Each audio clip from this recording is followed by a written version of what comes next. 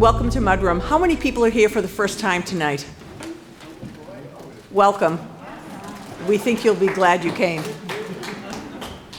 It's really exciting to be part of Mudroom for me because it's a face-to-face event with real people who tell real stories about their real life.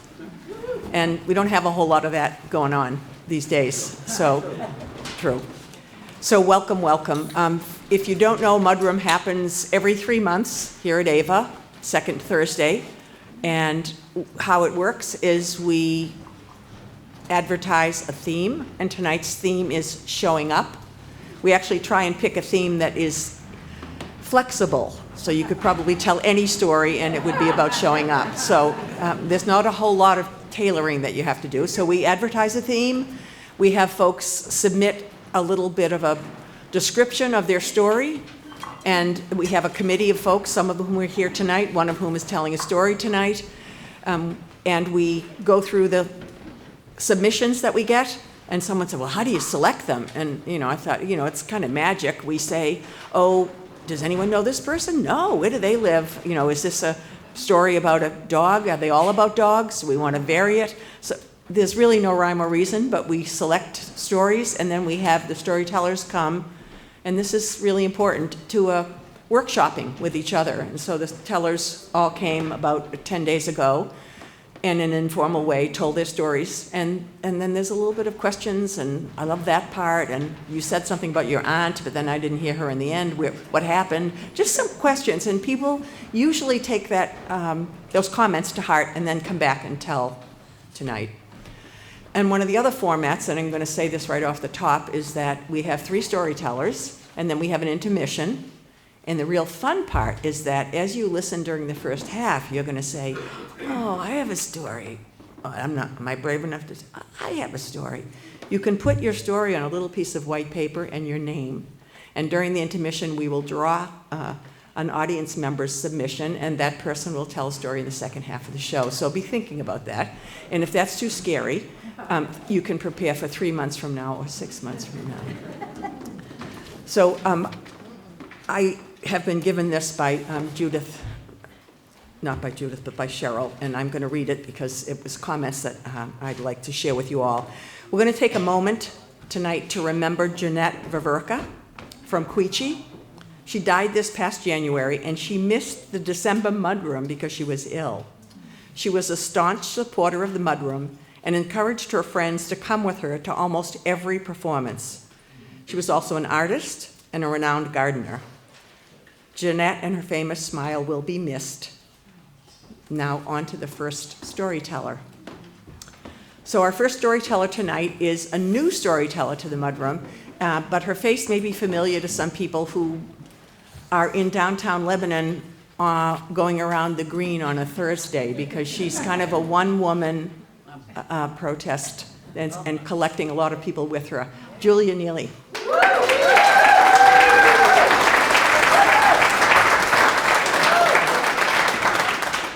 Well, hello. I feel like I should have a piece of paper, and I was holding the green paper, and someone said, where do I get that? And I handed it to him because there's no paper. There's no notes. It's like, oh my gosh. So it's great to be here. Thank you.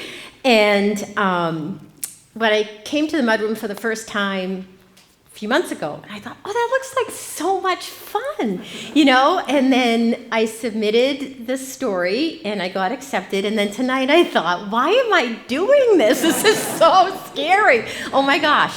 So my story is about the day I lost my mother and Emily, and I'll sort of set you up, and then I'll tell you a little bit more about who they are. So as people. So it was my mom, who was in the later stages of dementia, and my daughter Emily, who at the time was 16 years old, and she has autism. And I'll tell you a little bit more about what that looked like.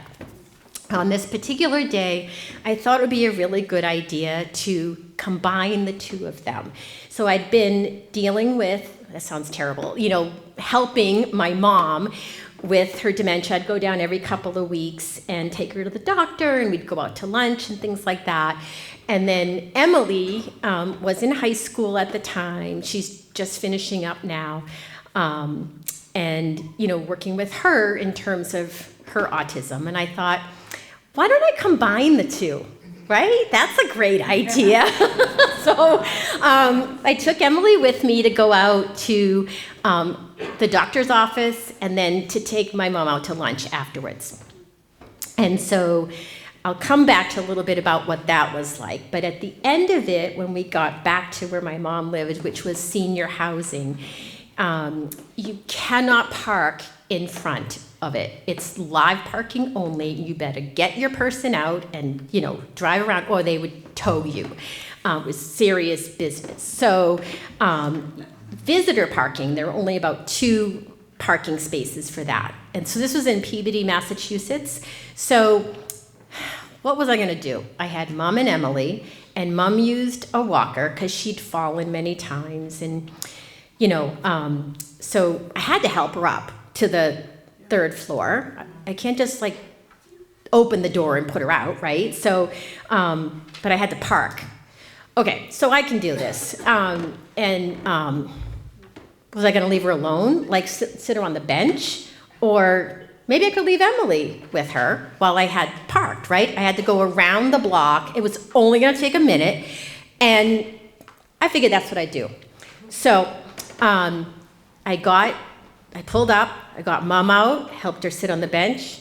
Emily went around and she sat down, and my mom sat there in her checkered coat with her big blue pocketbook and just sitting there. And I said, don't move, okay? I'm gonna be back in 1 minute. Just stay there. And I looked Emily in the eye, and I looked my mom in the eye, and I thought, this is gonna be all right. And so I had to drive around the corner because there was no parking there. Anyway, so picture that, and then thinking back to the lunch to give you a little bit more of an idea of what Emily and Mom were like. So Mom asked a lot of questions because her mind wasn't working as well. It was a huge bummer because she was always very precise. Emily, please use your fork to eat those French fries. Emily, why are you ordering a hamburger? Isn't that going to be too much for you to eat? Emily, please stop biting your nails. I'm like, this is my daughter, But luckily Emily was just going with the flow, And on the other side, my mom was very sweet and kind and loving. So I had, for 17 years, 1 child in my first marriage. Unfortunately, or whatever you have to look at it, I got divorced, I got remarried, and we want to have babies. So we adopted Emily, and then 4 months later, the parents said, we're having another baby, do you want that one? And so we said, what I said was, how did that happen? Which we all know. But anyway, they were lovely parents, so we adopted the second baby. So we had these 2 babies a year and 5 days apart, Emily and Madison. So I didn't know what to do when they started fighting. They squabbled, and I said to my mom, what do I do? Because I only had Erin for 17 years. And she said, you teach them love. And, so that's how my mom was, very loving, but also very particular. Okay, so that's Mom and Mom. Now, Emily, what did her autism look like? She started off she slept a lot as a baby. And we thought, this is great. I actually took her to the cinema, and people looked like, what are you doing with that baby carrier, But she would sleep a lot. All the signs came along of missing the milestones. She didn't talk at all until she was about 7. We used sign language. Thank you, Leanne, and others, yep. And then we used a, computer and that kind of thing. And now she can say F you, so she's quite articulate at this point. She's a strong self-advocate, and just a little picture, she's got great skills in some areas. So during the pandemic, I walked by her room and she was doing it looked like a virtual tour. Like, what is this? And so I walked in, and she's actually doing a virtual tour of a house. And she said, Mom, this is a house in Plainfield. We can live near the Ramseys, which is a family that went to our church with 4 boys. And like, I said, oh, Emily, what a nice thought, but we're not going to move. And then I saw her on her phone. She was texting with a real estate agent. And he said, well, how much do you have for a down payment? And she said, 20. And so he paused, and then she said, 200. And then another pause, and then she said 2,000. When she finally got to 20,000, he was like, all right, we're going to talk, And then a few days later, we got an envelope that said, to Emily and Neily, your mortgage application is incomplete. So she reached out to a real estate agent, applied for a mortgage. So she's got these mad skills in some areas, but then in other ways, lacking. Very trusting, very generous, yeah, so now, thank you, good, Emily's doing fairly well. Anyway, so this is Mom and Emily. So Emily trusting everybody and, at risk of exploitation, I'll say it that way, and then Mom. So you're already probably thinking, why did she leave them on the bench together, right? That's what I was thinking. But it was just for a minute, right? And so I came back, and they were gone. But that's all right? They're probably just in the lobby. So I went in, and I looked in the lobby, because they had like the senior housing lobby and everything, and then they weren't there. So I thought, well, that's all right. They probably went upstairs. So I went up, I don't know, I must have taken the stairs, probably 2 at a time, but, I got up there, and I started walking down the hall, and I didn't see them, but I thought, that's all right. They're probably in the apartment. Everything's going to be all right. So I got in the apartment, and it was dark, and there was nobody there. There was no Mom, no Emily, and I thought, how am I going to explain this, right, to Erin, my oldest daughter? She's going to see this and say, Mom, what were you thinking? You left your autistic daughter to take care of your mother with dementia, or your mom with dementia to take care of it was just a bad idea. And that's when I really got nervous, because I thought, this was not good. And so I went back out of the apartment to start looking for them, and there they came down the hall, and there was my mom, and there was Emily. Now, and they were smiling and happy, and I was like, where were you? Oh, we went to the bathroom downstairs in the lobby because I couldn't wait. That was my mom. And Emily, what do you say? Not observed, but, followed her elders. She did what my mom said, so they both were really functional at that time. It was great. I was nearly dying. So we laughed, and I was very relieved. And, I thought about, look, my mom passed away not this January, but the January before. And Emily used to love visiting her in the nursing home. She just thought that was a party. It's so interesting to her. But in this story, I felt like it's not really that I was showing up for them. They showed up for me. They showed me what they had. They had each other, they listened to each other, and they had agency, So that's my story.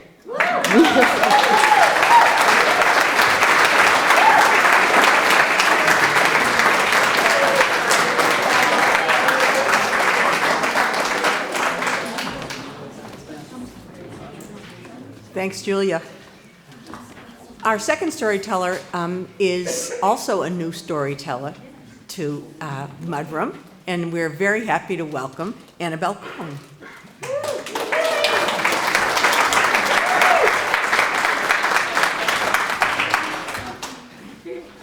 Thank you. Okay, so we're going to have another mom with some dementia. But wow, I mean, yeah, those little things like leaving your mom somewhere and telling her, don't move, are incredibly nerve-wracking. And I could mix autism into it because I do also live with an autistic young man, but he's not going to be in this story. Okay, that's a little too much. So my opening is a riff on the refrain from a hippy dippy song that goes like this. This is my riff, which is, if you can't be where you want to be happy where you are. Okay, so I was perfectly happy in an Airbnb in Paris in October of last year. It was the second half of a month-long trip to Europe, and at this point I was alone in my little Airbnb in bed, day 4, and the idea was that I was going to get together with friends and with relatives, because my mother was born in France, and I still have my uncle, I still have some cousins, and I used to teach French for a long time, and so I have the French friends as well. Okay.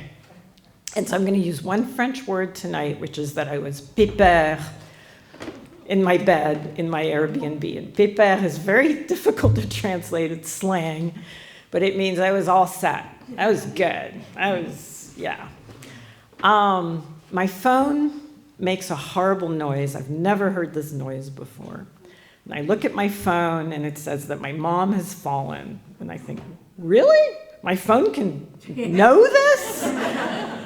Okay, so I call my mom, and her housekeeper picks up the phone, answers the phone, and she explains that they went outside, and my mom just suddenly fell, and she can't get up again. So I asked the housekeeper, can she talk? She said, yeah. Can you hand her the phone? So she hands the phone to my mom, and she said, Mom, what happened? And well, I fell. And suddenly I was walking, and suddenly I fell. I'm right outside the building, don't worry. And are you feeling any pain? No, not really. I just can't get up again. An ambulance is coming. We'll talk later. Okay, so we hang up. And I go to sleep pretty calm, because I feel like, maybe it's nothing. Okay. The phone rings, a normal ring in the middle of the night, and I wake up totally groggy. And on the other end, it's a surgeon from Lower Manhattan Presbyterian Hospital. Your mom's broken her hip. Oh, F. Can I say more than F here? Okay. Say it in French. Putain. Okay. So, and we're going to have to operate on her because otherwise a 93-year-old woman will lie in bed and die. So, okay, well, here we go. So I can't sleep anymore. And I'm texting back and forth with a friend of my mom's who's very young, who's got a full-time job, but she's agreed to take the day off and be with her for the surgery and the night off. So it's amazing. This friend is amazing. Now it's Monday. I call Iceland Air, the airline that I'd been flying on, to ask them if they can fly me to JFK on Tuesday. They say, yep, we can put you on an Iceland Air flight to JFK Tuesday. I go to the airport. There's one flight from Paris to Iceland. Okay, it's a small, okay. The monitor says delayed. And I'm like, okay, I'll say it. Fuck. Okay. So it turns out that there's snow in Iceland. They don't know, what's going to happen. So I'm like, okay, I need to talk to a supervisor because I need to get to JFK. The supervisor, after they realize that anybody changing planes who has a connection in Iceland is going to have to spend the night. A lot of people are probably super happy about that because of the hot springs. I don't have time for hot springs. I got to get to JFK, talk to the supervisor. He gets me on a Lufthansa flight. Lufthansa is not the most direct way to get to JFK, but I'll take it. Get to the gate for the Lufthansa flight to Frankfurt, and then Frankfurt I'll go to JFK. Delayed. Okay, now I could say it in German. So we board the plane a little late, and on the plane they tell the passengers connecting for international flights, you should be fine. Okay. I've gotten to know my seatmate, who's going Paris, Frankfurt, Toronto, Santiago, Chile. So what am I complaining about, right? And I run to the JFK flight. I make the JFK flight, and I notice that they've given me a really good seat. Thank you, because this was pretty great. I'm thinking they communicated that this passenger is trying to get to the hospital for her mom, and we're going to give her a really good seat. Thank you. Okay, now I need to pause because, so I get to JFK, I get to the apartment, my mom's apartment, and the next morning I'm at the hospital, I'm at her bedside. My mom. All right, she's a pretty formidable person. I don't know if anybody in the room has met my mom. Okay. So she's a formidable person. 6 years ago, my father passed away. He had Parkinson's and dementia. And when he was buried, I showed up for his passing, by the way. Okay, so I'm a good daughter. I showed up for his passing to be with mom, so she's not going to be alone. And he's buried. It was during COVID, so she stayed, and it's a long story. That's a whole nother story. And the nurse who took care of my dad has left, and I say to mom, okay, you're alone. What are you going to do now? She says, what do you mean, what am I going to do now? Are you going to live here alone? Well, yeah. What do you suggest? Well, have you considered perhaps assisted living? Absolutely not. You are to stay out of my life. This is none of your business. Yeah, stay out of this. Okay. The result is that for the next 6 years, I was on that Dartmouth coach every 6 weeks to check on mom. And she didn't like it. She thought I was spying on her. But let's just say that I think deep down in her heart, she liked it. So, and last summer I noticed, because she refused to use a walker. She uses a cane, but she refused to use a walker. I hear some laughter. Okay. It's familiar, isn't it? Okay. Last summer I noticed she was hanging on me much more when we walked around the neighborhood. And so there she is in the hospital, and we're going to go to rehab next. A few days later, the ambulance shows up to take her to rehab, and the guys come into the room to transport her, and she starts barking orders at me. Don't forget this, don't forget that, don't forget this, don't forget that. And the ambulance drivers turn to me and they say, oh, you got one of those. Okay, so for the next 2 months, I was on the Dartmouth coach every other week, going to the rehab. And sometimes I would walk into her room, and first words out of her mouth would be, plug in my phone. Okay. Not hello, not, oh, I'm so glad you're here. Plug in my phone. Okay. So ultimately, we got her home. She spent 2 months in rehab. She started walking again with a walker. But you're getting a sense that for me, the experience was more negative than anything. Or let's just say the relationship with my mom was negative more than anything. And rather than that, I'm going to leave you with 2 positive memories of visiting her in the rehab, because it was good. It was good. So one of those memories is Christmas Eve, and I persuaded my mom that we were going to take a wheelchair to a restaurant in the neighborhood. And I had been scoping the neighborhood for a restaurant with a ramp, right, for the wheelchair. And I had found one.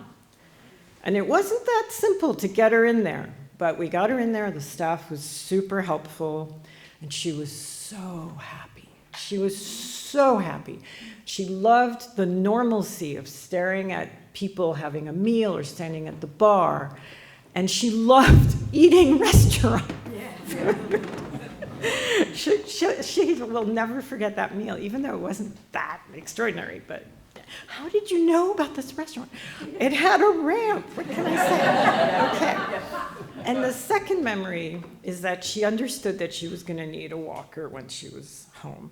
And so I'm sitting on her hospital bed, hunched over, looking at her laptop, and she's lying on her pillows, all stretched out. And she says, Annabelle, you're not comfortable. Let me put my knee up so that you can lean against my knee. My mom was never a very physical person, so this was pretty amazing. So I leaned against her knee, and we're both looking at walkers on the internet. Okay, those were the two positive memories.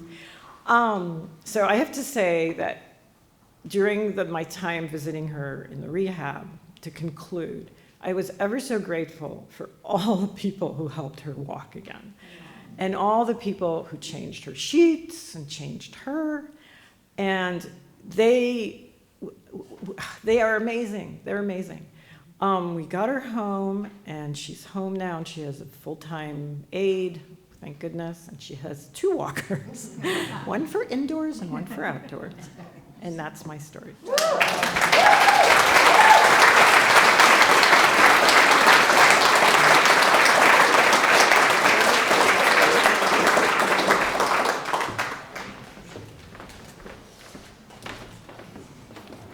Thanks, Annabelle. And our last storyteller for the first half of the evening is actually the current executive director of AVA. And I'm not sure if Cheryl had to twist his arm to ask him to submit a story, but we're very happy to hear from Lars tonight. Lars Hasselblad Torres.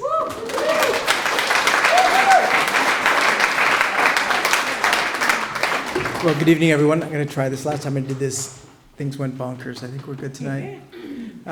It's a pleasure to be here. Thank you to the Mudroom team for the invitation. And before I begin, I just want to point out that we have this incredible high school show here. So a huge thanks to all the young people who showed up for us and shared some vulnerability here on the wall. So if you get a chance, take a look. It's amazing work. So my story begins in 2005. I'm a young dad. I'm an artist at the time. I'm working in my basement with my daughter. She's 3. We're working on the table saw. We're cutting up wood and collage, and we're having this amazing time. And it got to thinking to myself, I wonder if this process that we're doing here, not the table saw part, but the remixing of her art part, can be used in some way. You know, what can I do with this? Because at the time, my family was very involved in the HIV/AIDS pandemic globally. There were certain hot spots. And I was an educator and an artist, and I was looking for a way to engage young people globally in the conversation about the impact of HIV/AIDS in their lives. And I really wanted to do something through art.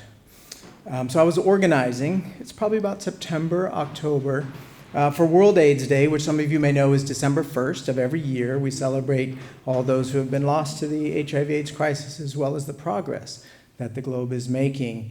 And I wanted to do something this year. Began to reach out by email to folks who are community organizers in countries around the world. I have a deep background in Senegal, so I was obviously reaching out to Senegal, but South Africa and Kenya and throughout India, a lot of hot spots around the world. And there's this wonderful line that I was reminded of in, if you know the play The History Boys, it's a great line, and Andy Bennett, who wrote it, is known for writing this line where he says, you know, every now and then, as a reader, you encounter thoughts or ideas that you thought were really your own. They were intimate and personal to you, but someone else has put them on paper, and it's as though their hand has reached through the page and taken your hand. So one day I got this email. So it's kind of similar, right? You're doing stuff on the internet, and you get an email, and it's as though this person had reached out, and they just kind of like caught your fire somehow. And this was a young organizer in Kenya. His name is Dennis Kamambo, Dino, we called him. And he was doing youth organizing work in Nakuru, which is a little village out there in central Kenya. And he seemed to really understand what this initiative that I was floating out there was all about in terms of engaging young people and telling their stories relating to HIV and AIDS. And he really was fired up about it. So sent him some money, you know, back then you use it's not Western, some wire transfer thing. And we got him some money, just like I was doing with 12 other countries around the world. The goal was to get 2,000 young people engaged telling their stories. Then we take the artwork, put it in front of the world's top policymakers so that when they were debating, allocations of money or developing policy, that young people's voices would be in the room. And Dennis was so fired up. He's one of those kind of guys who sees what you're doing and actually transforms it. He elevates it. He helps you do it better, right? We've all met those kinds of people, and we're lucky when we encounter them. So anyways, we had a very successful World AIDS Day. I think we had about 13 sites around the world contributing to these murals. And we kept in touch. We just kept going. We kept finding ways to use this process. By 2007, we're still in touch. I'm excited to bring him to the US. I feel like he needs a bigger platform for his ideas as a community organizer. He's doing theater, and he's doing artwork, and he's talking, and he's organizing. It's incredible. So we come up with a plan for him to come to the US, and we're going to kind of do a junket on the East Coast. We're going to do a tour. We got through all the paperwork and the administrative stuff with the embassies, and he arrives in Boston, and we stay and see some friends there. Then we start our tour. We really started getting to know each other, having beers and playing pool and just doing a lot of things on the side when we weren't traveling in the car to different places. We even went to the World Trade Center, stayed at I don't know if it's a Hilton or a Sheraton, but there's a hotel there overlooking the dig, as they were calling it, or the redevelopment site. And through these experiences, started to talk a lot personally about what our lives were like, why the arts meant so much to us, what our countries meant to us. He was an organizer back there. And I would say we became very close, like brothers. And we ended up the tour down at Princeton. He gave a talk at the Wilson Center down there.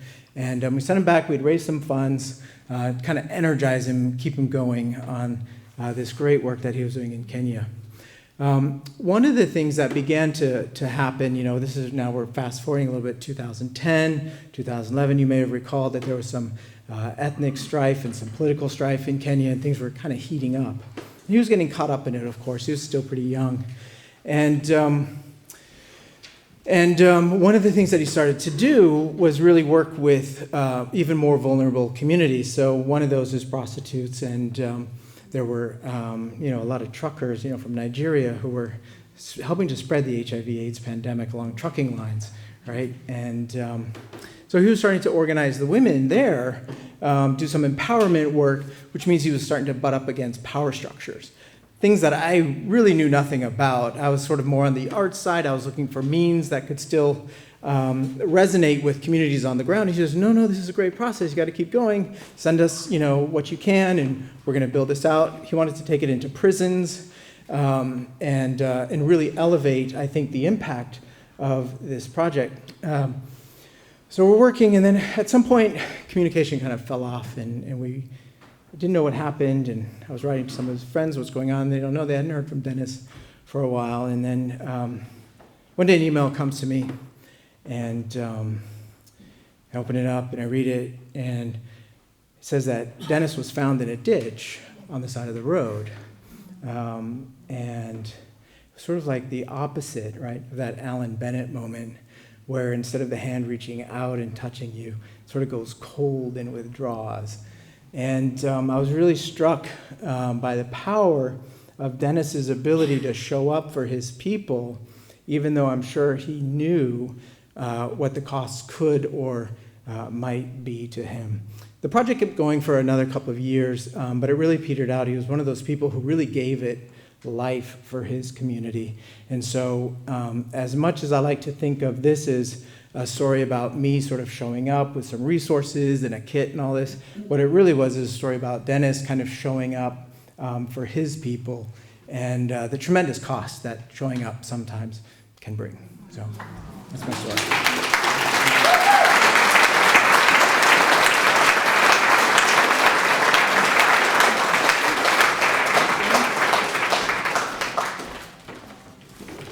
Thanks, Lars. We're going to have a brief intermission, and please be sure to sign up for a door prize on a little green ticket. And if you have an idea for a story, put your name and your little tiny pitch for your story on a piece of white paper. And when we come back, we'll draw somebody to tell a story. And now we're going to do the part where we pull one of the submitted stories from one of you in our audience. We have a very full basket this time. So if you put a story in here and you're not called tonight, submit it for next time. Because you've already done the brave thing of putting it in. So, And the theme for next time. the theme for next time is Over My Head, which I'm sure showing up over my head, you could put it in the same basket. It's fine. We don't care.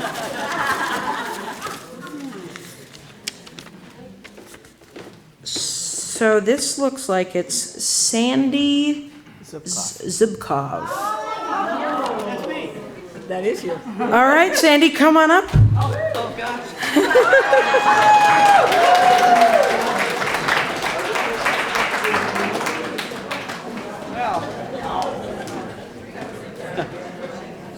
Well, this will be a challenge.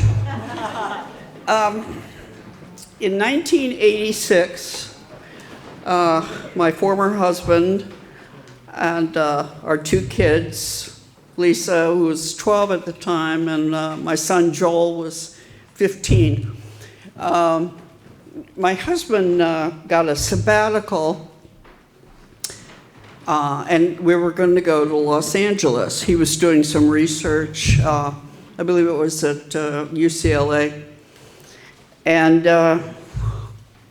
we decided we wanted to find a place on the beach in Malibu. So, fortunately, we rented a small cottage, which was on the beach.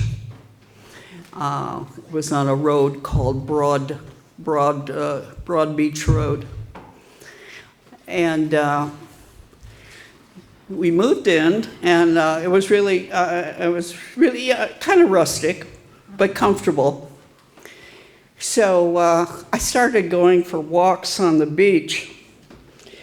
And one day I noticed my next door neighbor was William Shatner.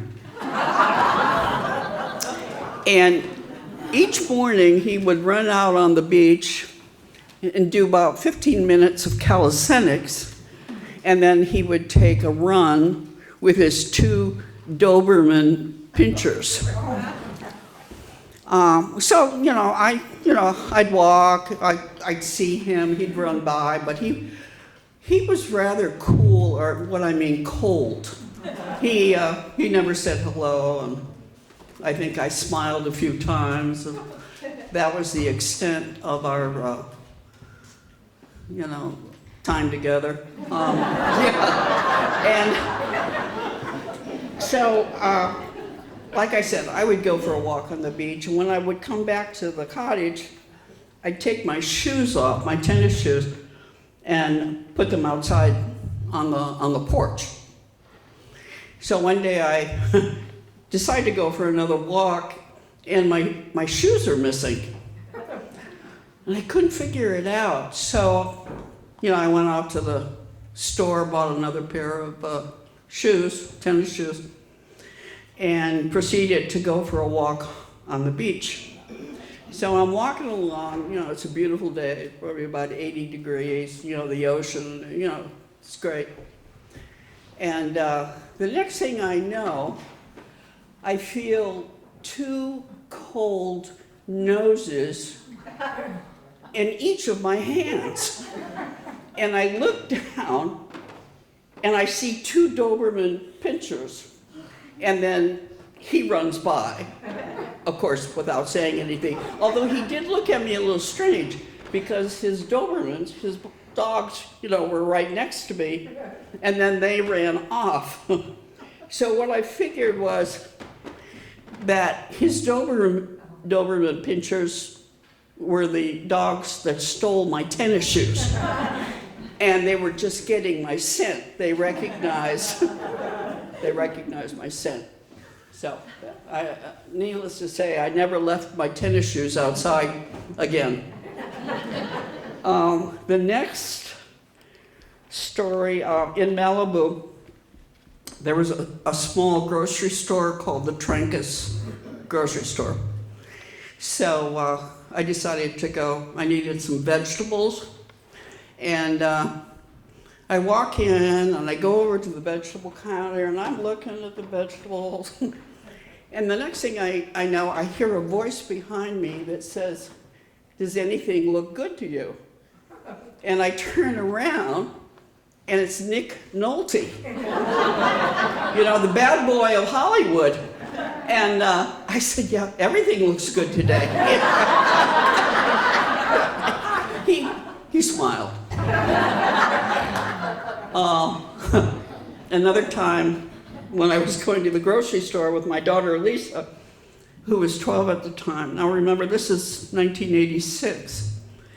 And we parked the car, we started to walk in, and in front of me is this man and woman.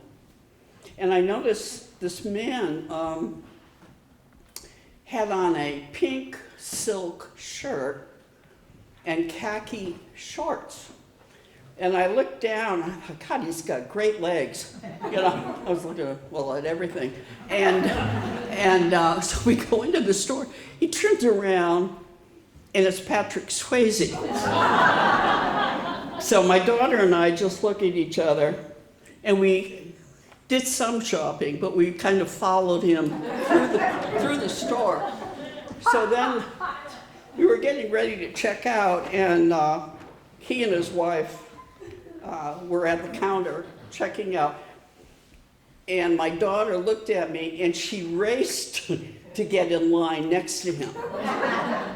So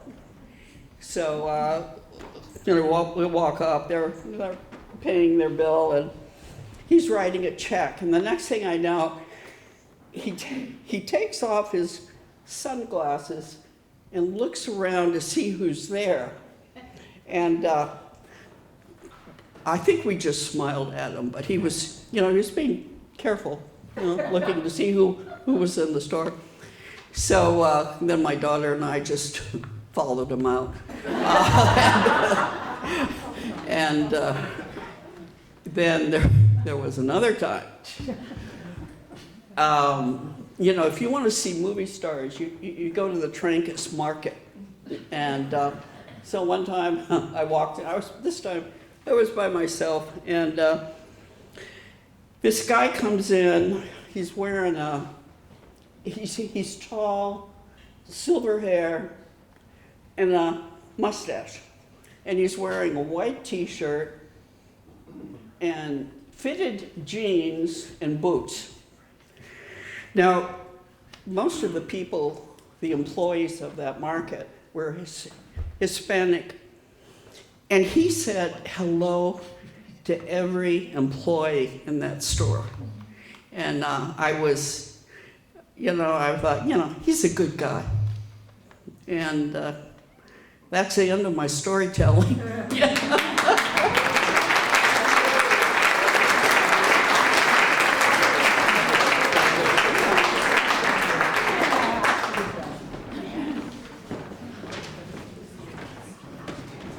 Thank you, Sandy. The only famous person I've ever met was Peter Sagal, but he is the bad boy of NPR, so. So you can see, it's great to come up and be a storyteller, even from the audience, so please consider submitting for next month. The most painful part of the process is that if I'm MC, I will ask you to tell me a fun fact about yourself to use to introduce yourself. So our next storyteller is Don Kolish, and he was a conscientious objector during the Vietnam War. Welcome, Don.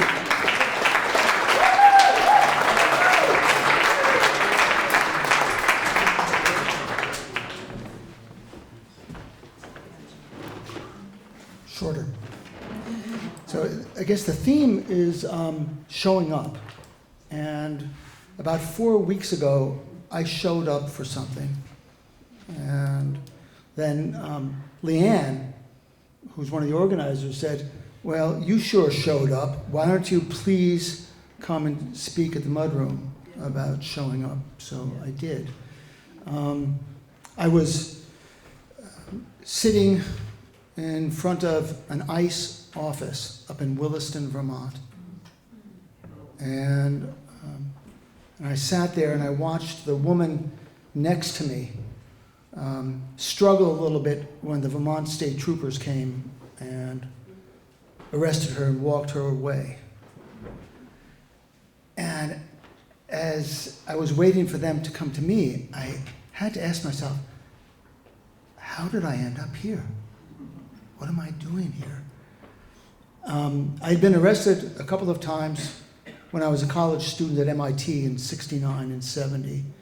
We were blocking access to the science labs, some science labs that were part of the highly technical war in Vietnam. And then I was arrested again in 1985 when the US was refusing to sign a nuclear test ban treaty. And then life happened. Children, work as a family doctor, a lot of responsibilities, and also I couldn't risk time away, and I couldn't risk my medical license. But then, about 8 weeks ago, I was at my weekly vigil for peace in Palestine. I've been doing for a few years, and Douglas, this 85-year-old guy, said to me, hey, I was one of those people that was up in Williston a couple of weeks ago, and we were sitting in at the ICE office. We were ready to get arrested, but we didn't get arrested. Are you interested? He said. Yes, yeah, I'm interested. And so I was invited to a meeting, and then invited to another meeting, and the place in Williston, I apologize, I cannot remember its name, but I knew that it was a data center where they're monitoring everybody in the East Coast. It's called the ICE National Criminal Analysis and Targeting Center. They are monitoring 5 million people. It is the nerve center of the East Coast of ICE, and it's right here in Vermont. And so they said to me, how far do you want to go? Are you ready to be arrested? Well, there was a large group of people there. These were people really experienced with nonviolent direct action. Some of them were fairly specialized. These people are organizing this and helping me and bringing me in. There was a media liaison, a police liaison, people trained as de-escalators.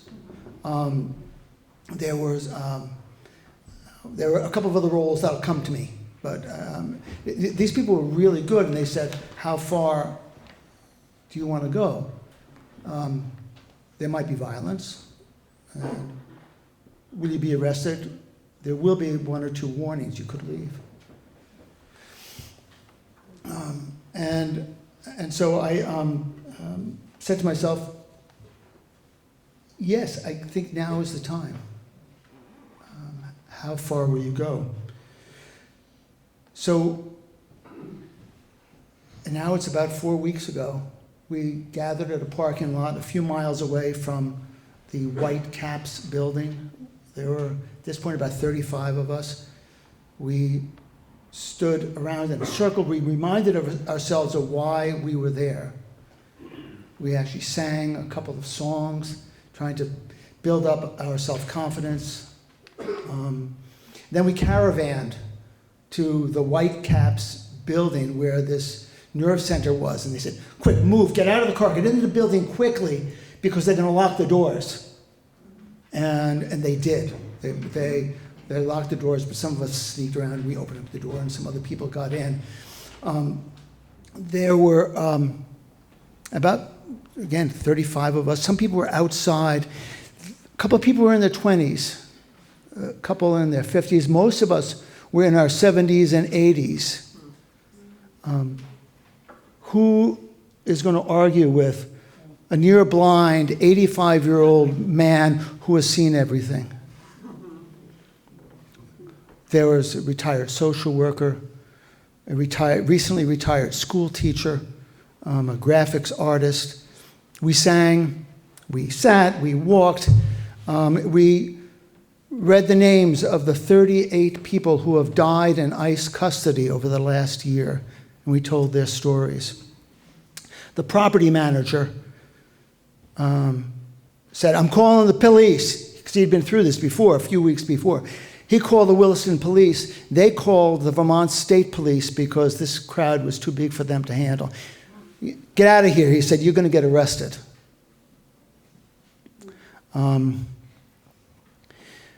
The police, the state troopers, took an hour and a half to get there.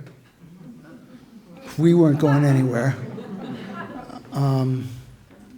And the police captain came and read a statement. We couldn't hear it because we were singing, trying to sing louder than the bombs, as Phil Oakes once said.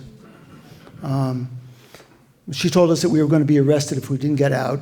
She gave one warning. About half of us left. They had good reasons for not wanting to be arrested. 13 of us were left. We sat down and we sang.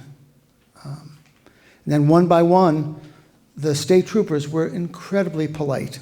And the woman in front of me actually struggled a little bit, and they put handcuffs on her in back. But they were very polite to me. Arthritis being what it is, they actually offered to help me get up, and I said, I can manage. They lined us up. They frisked us. One by one, they took down some of our information and gave us a citation. And then they brought us to the Vermont State Barracks. And we were bound with our hands in front of us for the transport, which actually made a lot of sense to me. There, the police were, again, very polite. I was fingerprinted. I was mug-shotted. They offered us water. And by then it was dark, and we drove home quietly. Nobody really wanted to talk very much. We were exhausted. And by the way, I read later that some commentators, some people said that George Soros had paid for each of us to go there and had even transported us. And I was thinking, oh man, wouldn't I love to be transported home right now? But it was a long drive from Williston back down to the Upper Valley. So what happened next? Well, we were going to be charged with criminal trespass or unlawful trespass. The state police filed the charges with the state's attorney. We were given a date for an arraignment, which is when we would actually formally be charged. And then 4 days before the arraignment, the state's attorney decided to not charge us. She later said, well, first of all, they're old. and they don't have criminal records. Little did she know. And they were nonviolent, which we were. And so nothing happened. Was it a nothing burger? No, it wasn't. No, it wasn't. Why did we get arrested? Was it for our egos? I could say I got arrested. The reason that we did it was to get word out that this is happening here. If we had not gotten arrested, the papers would not have covered it. There would not have been the cameras. Some of you have probably seen pictures of me, okay? If we had not gotten arrested, they would not have come. Now you know that this is happening here, and you know that you can say no. And I'm feeling more ready to do it the next time. Will there be a next time? What is needed for the next time? Well, we need groups. We need not only people who are willing to be arrested, but we need people to train us in nonviolent civil disobedience. We need legal liaisons. We need people singing songs. We need a community to do this. Is it going to happen again? Perhaps, maybe. Yes. Yes, it will happen again. Thank you.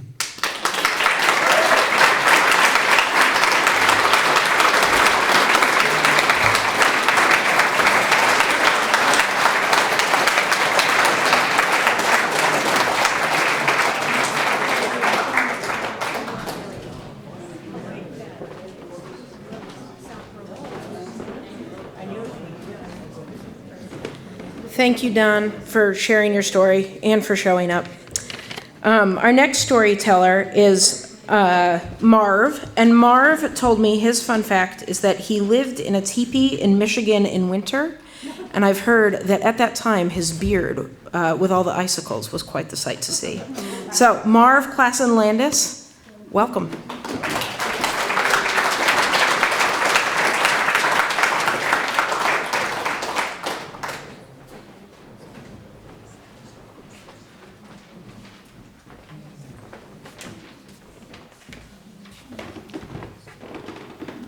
Don, thank you for all of us. Thank you.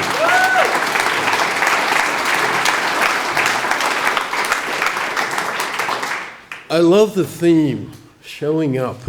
That's what it's all about, right? And I'm not talking about, well, I showed up at 9 o'clock because I had to. I'm talking about really being present when people need you. And a time when that's really important to me, one of the most important times, is when I meet a child who is frightened and helpless, and then it really hits me. But I don't always know what to do. I worked for 12 years part-time at Dartmouth Hitchcock as Dartmouth's first creative writing specialist, which was my job to figure out what that means. I worked a lot with cancer patients and with palliative care patients, and then gradually I started getting asked to go to other units around the hospital, psych, and eventually the children's hospital started giving me referrals. They would ask me to come and see somebody. And I love working with children. I love their imaginations and sense of play. And I always look forward to going to the children's hospital. And I look forward to the children, but I also look forward, maybe Katie will be on duty. I'll call her Katie, okay? Katie was a young nurse, and she was so wonderful with the kids. She really had this rapport, and she was always cheerful and upbeat. And another thing I loved about Katie, she was really interested in what I was doing. She had always asking me questions like, so what do you do? And I tell her stories. And one time I told her that just the day before, I'd been at an elementary school sharing some of my poetry, and I looked at the kids, I think they were first graders, and I said, do any of you know what you call someone who writes poems, who writes poetry? And they all looked at me, and one hand goes up, and I go, yes? I'm pretty sure it's a poetician. And I love that, and it's, I'm glad you find it as hilarious as I do, because I know a lot of poets, and none of them would really, including me, would be a very good politician. But then somebody said, Marv, it doesn't have to be poet plus politician. It's poet and magician. And I got, there we go, I like that. Well, Katie really thought that was hilarious. And I never heard her say the word Marv after that. It was always, politician, what's happening? And so that's a little background to the main event. I got a referral one time for a little boy, and he was in intensive care, pediatric intensive care. I'll call him Jimmy. And I showed up. I introduced myself. Jimmy was little. He just was kind of looking at me. His parents were really warm and friendly. And I said, Jimmy, would you like to hear a story? And Jimmy just looked at me, and his parents said, oh, Jimmy, wouldn't that be great? Yeah, tell us a story. So I started telling a story, and as I usually do, I would try and get my listener engaged and say, you know, Jimmy, what do you think the rabbit should do? Jimmy just looked at me, and you know, and I tried a couple other times. His parents were kind of, come on, Jimmy, what do you think? And Jimmy just looked at me. I said, it's okay. He's listening to my story. I appreciate that. So I wrapped up my story. I came back a couple days later. Jimmy was there with his parents. Jimmy was just looking at me. I told another story. I just told the story this time, and he was clearly listening, but no smile, wasn't feeling a connection really. And I didn't know what was going on with Jimmy. I often did it. I just got a name and a room number.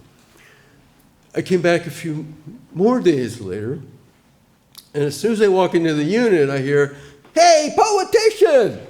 It's Katie. And there's Katie, and Katie always has her hair up. She's got a lot of hair. At least I imagined there was a lot, because there's this big ball on top of her head. This big bun is out of the way. She was ready to go. And she said, hey, politician. And I go, hi, Katie. And we were both kind of heading toward the same room.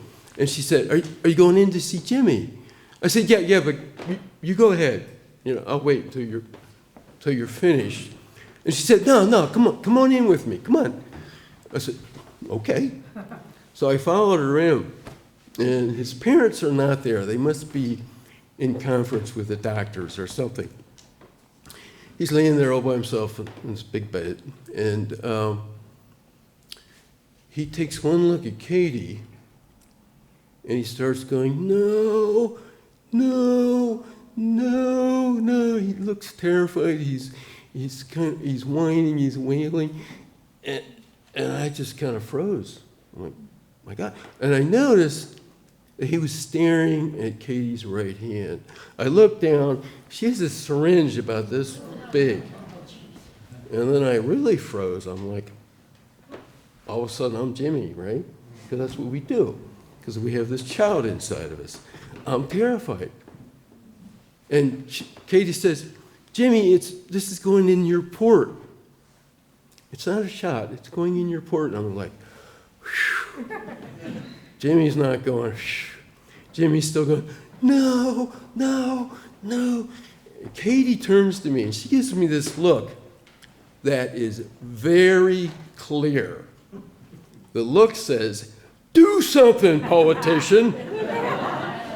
And there's no time for me to flip through my index file of stories and pick the perfect one, right? I don't have a perfect one for this moment. All I can do is be in the moment. And I looked at Katie and I said, Jimmy, once upon a time, there was a nurse with a great big bun of hair on top of her head. And Jimmy looks up, stops wailing, he looks up and looks at the big ball of hair. And I said, and a wicka-wacka bird came flying in. And the wicka-wacka bird started flying around over the nurse's head. And Katie reaches up, and she's kind of going like this. I said, and the nurse heard the wicka-wacky bird flapping, but she couldn't quite figure out what was up there or where it was. And Jimmy's looking, and I said, and the wicka-wacka bird thought, what a great place for a nest. They started flying around closer, around that big ball of hair, and Katie is still kind of like, I said, and the nurse heard him up there, but she couldn't catch him, and Jimmy's kind of like looking like this. And I said to the wicka-wacka bird, if I could just get in there somehow, what a great nest. I could build a nest in there. And how am I going to get in? And then I said, and then the wicka-wacka bird noticed there was a loose strand of hair coming down. And he said, if I I wonder if I just pull in that loose hair. That moment, Katie reaches up, and with one twist, her hair just explodes. It was this amazing hair comes tumbling down, and Jimmy and I both go, whoa! Whoa! And I said, Jimmy, and you won't believe it. There was a whole nest of wicka-wacka birds already in there. And they came flying out, and they're flying around. See, there goes one right now. And Jimmy's looking, and he's grinning, and he's giggling. We're looking and watching the wicka-wacka birds. And Katie starts moving away from the bed. And we both kind of stop and look at her, and she said, I'm all set, buddy. We're done. And Jimmy and I just looked. Our mouths kind of open. Katie had been acting out this improv story and delivering, very slowly, gently delivering his meds at the same time.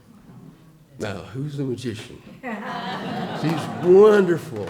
And his parents, she just smiled and waved with her hair all down and headed on out to the next patient.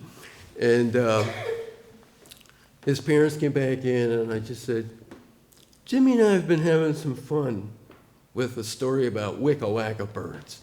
And Jimmy just kind of smiled. He said, yeah.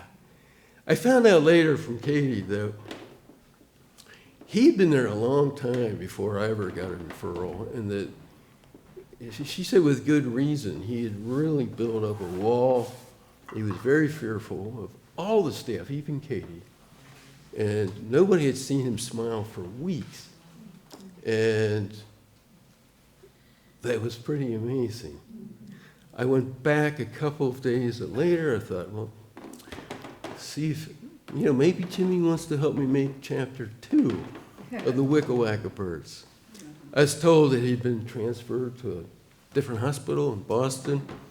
And all I could do was just hope that the wicka-wacka birds went with Jimmy. Thank you.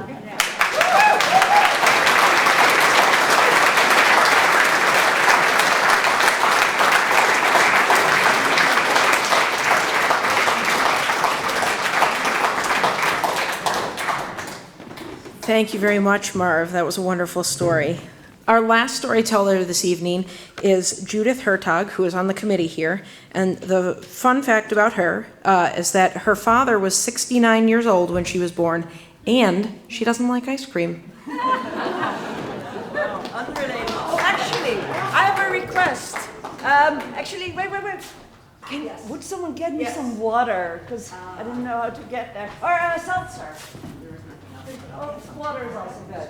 And also, I wanted to mention that I'm not only helping organize the Mudroom, I also help organize a little bit more intimate storytelling program, Story Jam, which happens at Jam in White River Junction.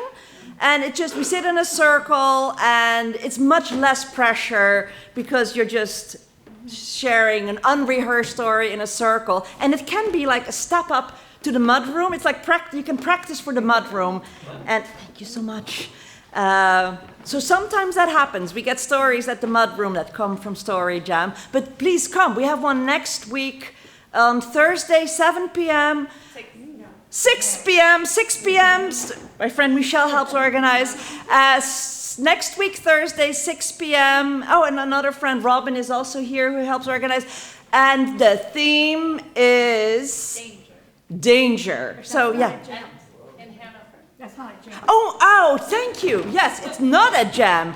It's actually, we're alternating every other month at Jam, and then it's going to be this time it's going to be in Hanover, because now we started a collaboration with Dartmouth Literary Arts Bridge, which is right behind Talbot's. So that's where we're meeting next Thursday. So behind Talbot's in Hanover, 6 p.m. and the 6 p.m.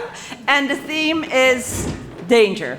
Okay, and before, I'm going to tell my story now. just to introduce my story, I want to have you hear something. You may want to cover your ears because it's kind of scary. It's a missile alarm, and it definitely almost gives me a heart attack. Here we go. This is not the real thing, it's just the test thing on my phone in the app. Huh? Wait, this is weird. It should... Can you hear this? No. Oh, yeah? Could you hear it? Wait, is my microphone working? Yeah. Wait. Oh, sorry. Yes, you can hear it, right? It goes zoom, zoom, zoom, zoom. Well, that's the sound we woke up to. My husband and I woke up to 2 weeks ago in our home in Vermont, in the middle of the night. And we knew right away, as we startled awake, that the war with Iran had started, because we had forgotten to turn off our alarm that was from a previous visit to Israel. And this is the missile attack alarm of Israel. So it started ringing in the middle of the night 2 weeks ago, telling us a missile was heading towards Tel Aviv and we were supposed to find shelter. 6 months ago, in June last summer, my husband and I showed up in Israel to be there for our aging parents. So my husband's parents are in their 90s. They live in a retirement community in this town called Ra'anana, just a little bit north of Tel Aviv. And my 84-year-old mother was living in this village, about 40-minute drive up north, near Haifa. And we had no idea what we were heading into. We actually were coming from a semester abroad in China, and we had planned that on our way back from China to the US, we were going to have a 10-day stopover in Israel to see our parents who needed us. And so we landed and went to our Airbnb near my husband's parents. And within the same evening, 5 hours after we landed, as we had collapsed in bed, exhausted with jet lag, our phones went off, telling us that Israel had attacked Iran, war had started, Iran was about to counterattack, the airport had closed, airspace was closed, and we were stuck there, no way out. And as I was huddling in the basement, the Airbnb had a basement, so we were taking shelter there with the Airbnb owner, and I'm on the phone with my mother up north, talking her through her first missile alarm, because this happened actually to be her first war. So I'm talking to her, telling her what to do, and the next day, Gil and I, my husband and I, decided that he's going to stay at the Airbnb near his parents, and I'm going to go up north to stay with my mom in the village. And so my mom lives in this house, in this dilapidated house that she hadn't been taking very good care of. Which was actually the reason I was there, because I was supposed to be helping her pack up her stuff, her painting, she's a painter, and help her get ready to move to Amsterdam, where my sisters live. And that was actually the reason I was there, to just help her pack up. And so, and not only is the house really dilapidated and falling apart, she hasn't taken care of it in a long time. She also did not have any shelter or safe room at the house. And it was really scary. So, and the other thing is, so there was a shelter in the village, But that was like a 5-minute drive from the house. And first of all, my mom said she didn't want to go to the shelter because there were some people in the village she didn't like, and she didn't want to be locked up with them in a little room. And secondly, I mean, I also just didn't want to have to drag my mom, into the car, drive to the shelter in the middle of an alarm. So being with my mom is already kind of a war in itself sometimes. So I just decided to, my mother said we're going to use the bathroom for a shelter, because the bathroom was the only room in her little house that had a small window. All the other rooms have big windows that will shatter if a missile hits, and the bathroom it was more or less interior, and it had just a small window. Now, so the way it works, the missile alerts, is you get 3 warnings, in theory. So, and these happen any time of the day. Any time of the day it can happen. Usually it happens in the middle of the night or early morning, but 4 or 5 times, sometimes 6, 7 times a day you get these. So it starts with a warning. You cannot hear this, right? It just goes zoom, zoom, zoom, zoom, zoom, zoom. And that tells you that an attack is imminent and that you have to get close to a shelter. And that you have about 15 minutes till things are going to happen. And then, a few minutes later, 5 minutes, 10 minutes later, another alarm comes, the second alarm again. And that means, and then there's a message on your screen that says, the missile is on its way to your location. They can measure these things. You have to be in the shelter within 10 minutes. And usually you're like, waking up in the middle of the night, so you grab your clothes, you get dressed. I go out to my mom and say, Mom, did you hear this? A missile is coming, a missile is coming. Are you ready? Get dressed, let's get ready. So you grab your phone, some water, and you go into the bathroom. And then I'm sitting with my mom, huddled together, and you're waiting for the actual alarm, which goes,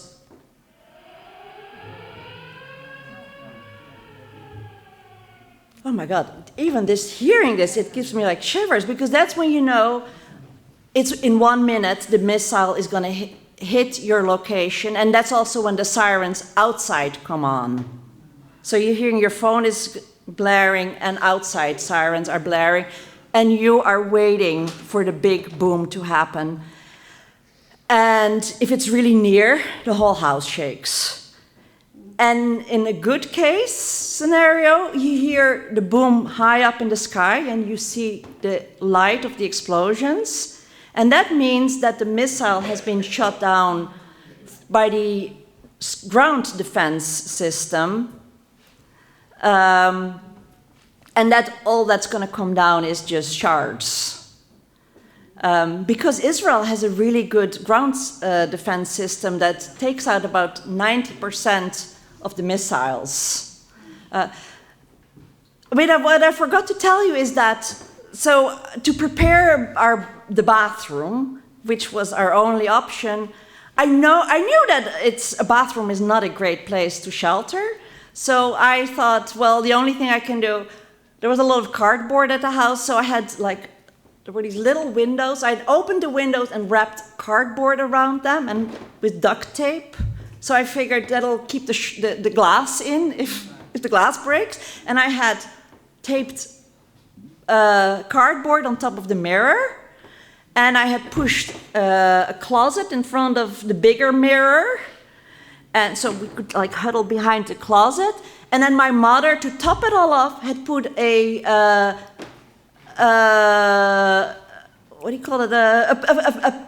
fleece blanket over the shower curtain, because she said, well, maybe that'll soften the blow of when the ceramic tiles fly out. So that was our protection. And And we were getting into this routine. Every few hours, there is an alarm, and in between the alarms, I'm helping my mom sort through her books, deciding which are supposed to be packed, which to throw out. And each alarm, you're sitting there waiting. And I had posted, and each alarm, I was just thinking, well, 90% of the missiles are being caught by the defense system. 10% get through. What is the chance that one of those 10% of missiles that get through hit my mother's village? And if they hit the village, what are the chances that they hit my mom's house? Probably we're going to be fine. Probably we're going to survive this. So we gotten in this routine, and I had posted something to Facebook, a little video actually of my mom and me in the bathroom, and all my friends started sending me messages. It is not safe to be in a bathroom. That's the worst place to be. You have to find a real shelter. But we didn't have a real shelter. And then I got a message from an Iranian friend in Amsterdam who asked me if I was okay and told me she had been in touch with her cousins in Tehran who were sheltering from Israeli missiles without any air defense system, and the internet had also been cut out in Iran. So I figured, well, I guess compared to them, I'm in a much better position. And then I was thinking of all the people in Gaza who we're living in tents and have no missile protection at all and are being bombed by Israeli airplanes and drones. So I figured I'm actually relatively okay.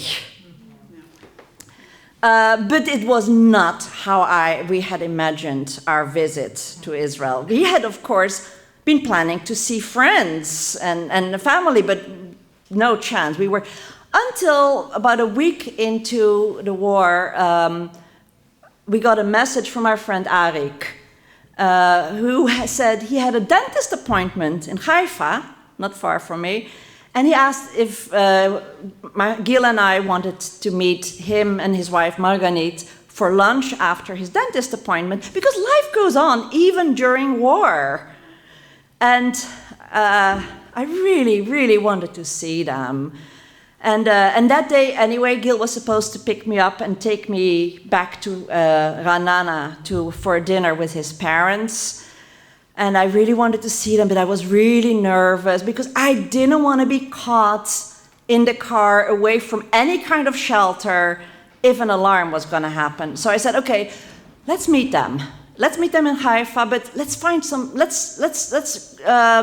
meet at some place like near the highway where we can just grab something to eat, hug each other, catch up quickly, and then jump back into the car and go back to Ra'anana, where we know there's going to be shelter. So, okay, Gil, we communicate, and they send us on Google Maps the address of a restaurant where we're going to meet. And Gil comes pick me up, my husband, Gil, and we drive to Haifa, which is near my mother's village. And so as we near Haifa, I can see the harbor. It's a harbor city, Haifa. And I think, of course, that is a target for Iranian missiles. And as we enter the city center, the GPS stops working. Because that's what they do. In times of war, they disable GPS, because GPS doesn't only help cars find their way and navigate, it also helps the missiles. So they just disable GPS, and suddenly we are driving blind. And I say, okay, I will navigate. And as I'm navigating and we're entering the center of Haifa, I realize that the restaurant our friends told us to go to is not at all near the highway. It's like in the center of the old city of Haifa, in this Arab neighborhood, on the mountainside with all these narrow alleys. And I'm like trying to tell Gil, okay, right here, but it's also all one-way streets, and I'm getting more and more nervous. Okay, go right here, go right. Oh shit, that is a one-way street. Okay, go right again, we'll do a circle, and we circle around Paris Square, which is like the center of this neighborhood. It's called Badi Nishnash. It's the oldest part of Haifa. So, okay, we're driving, right, left. Oh, again, dead end. No, this is not, the restaurant is here, we're going this way. Okay, again, let's circle around Paris Square. And again, and I'm so nervous. And finally we make it to the restaurant, and it's also uphill. It's like all these small streets on this mountainside. Half of them are one way or dead ends. Finally, we find the restaurant. We park and we meet our friends. And it's a really lovely place. And our friends know the owners, and they introduce us to the owners, who are Palestinian Israeli. And it's great food, and people are speaking Arabic and Hebrew, and it's like, whew, we got a respite from the war. It's like, suddenly, it's like a little oasis of peace. And we order our food, we eat hummus, and have a really wonderful meal, and we talk and catch up, and an hour goes by, and I don't know, more time goes by, and it's really wonderful. And also the restaurant has a shelter. They have a basement, because they wouldn't be operating without a shelter. So there's like a basement where everyone can go when the alarm goes off. And then Marganit says, shall we order dessert? Would you like some tea and dessert?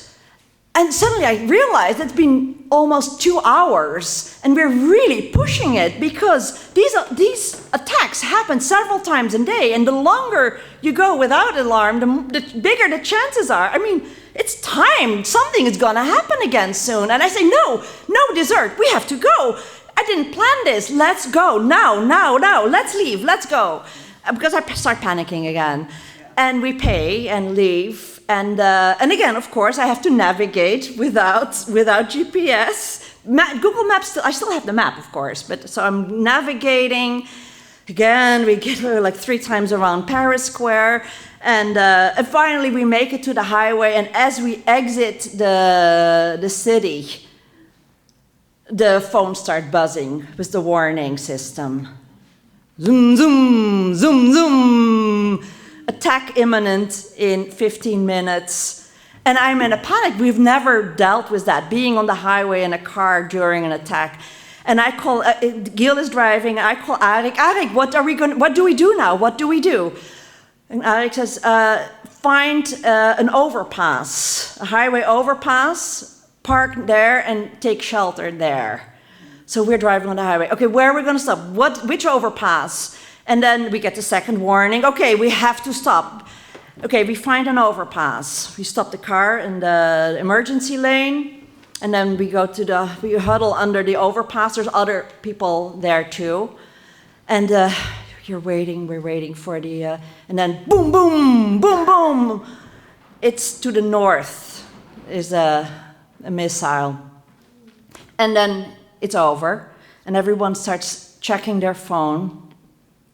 The missile hit Haifa. It hit near Paris Square. 2 people who had been taking shelter under a little overpass near the square had been gravely injured. And if we had had dessert, we could have been right there. So the chances are low, but still, you never know that's the story.